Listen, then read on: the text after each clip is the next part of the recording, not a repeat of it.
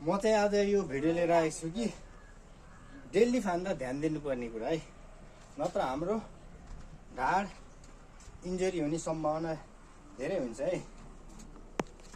हामी यो बिगिनरहरू प्राय यो पोस्टरमा ढाड नुगाएर बसिन्छ, यसरी उठाउँदा ढाडको धेरै समस्या हुन्छ, इन्जरी हुने सम्भावना धेरै पर्सेन्ट हुन्छ है। सो त्यसैले हेर्नुहोस्, म पोस्टर कसरी मिलाएछु है, त्यसरी नै चट्ट उठायो 1 2 3 अनि त्यसपछि हामीले यो हात कसरी राख्ने भन्नाले अलि हेभी वेट भयो भने चाहिँ एउटा हात भित्र एउटा बाहिर गरेर चट्ट यसरी उठाउने, किनकि हेभी वेट यसरी नै भयो भने फुत्किने सम्भावना हुन्छ। सो त्यसैले ध्यान दिनु होला है हरेक कुरा।